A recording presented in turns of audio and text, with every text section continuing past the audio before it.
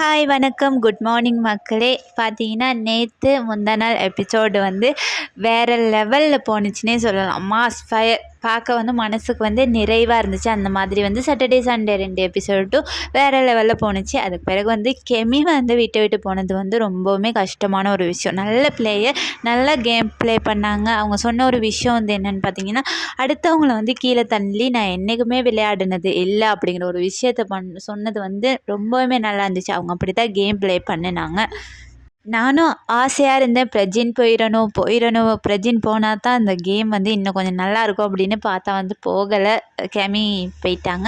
இது வந்து அன்ஃபேர் எவிக்ஷன்னே சொல்லலாம். ஏன்னா திவ்யா இருக்காங்க, ரம்யா இருக்கிறாங்க, அவங்களாம் போகாமல் வந்து கெமி போனது வந்து உண்மையிலே ஒரு அன்ஃபேரான எவிக்ஷன்னே சொல்லலாம். இன்றைக்கி பார்த்தீங்கன்னா ப்ரமோ வந்துச்சு. இந்த ப்ரமோவில் பார்த்தீங்கன்னா நாமினேஷன் லிஸ்ட் வந்துருச்சு. இந்த வீக்குக்கு வந்து நிறைய பேர் வந்து சாண்ட்ரா அண்ட் பிரஜின்னு சொல்லிட்டாங்க. ஏன்னா வந்து 2 பேரும் ஒன்றா தான் விளையாடுறாங்களே தவிர வேறையாக விளையாடல.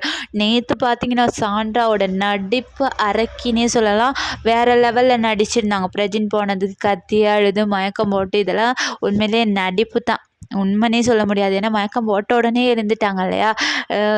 அந்த மாதிரியெல்லாம் நடித்து கேம் ப்ளே பண்ணணும்னு ஒன்றுமே இல்லை.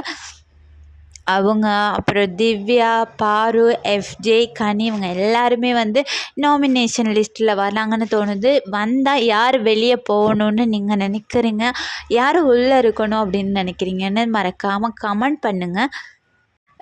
பாரு, சாண்ட்ரா, அப்புறம் திவ்யாவெலாம் வந்து ஓட்டிங் லிஸ்ட்டில் வந்து டாப்பில் இருக்கிறாங்க. அதனால் அவங்களாம் போகிறதுக்கு வாய்ப்பே இல்லை. பிரஜின் ஓர் எஃப்ஜே அப்புறம் ரம்யா நாமினேஷன் லிஸ்ட்டுக்கு வந்த இவங்க 3 பேர்த்தில் யார் வெளியில் போகணுன்னு ஆசைப்பட்றீங்கங்கிறத கமெண்ட் பண்ணுங்கள். என்னை பொறுத்தளவில் ரம்யா அண்ட் பிரஜின் இவங்க 2 பேரில் யாராவது ஒருத்தர் போனாலுமே கேம் இன்னும் கொஞ்சம் இம்ப்ரூவ்மெண்ட் ஆகும். இவங்க எல்லாரையும் அனுப்பிட்டு வைல்டு கார்டை மறுபடி வேறு யாராவது எடுத்து போட்டாலுமே கொஞ்சம் பார்க்க கொஞ்சம் நல்லாயிருக்கும்னு நான் நினைக்கிறேன். இதை பற்றின உங்களோட கருத்தை மறக்காமல் கமெண்ட் பண்ணுங்கள், லைக் பண்ணுங்கள், ஷேர் பண்ணுங்கள், சப்ஸ்கிரைப் பண்ணுங்கள். By guys.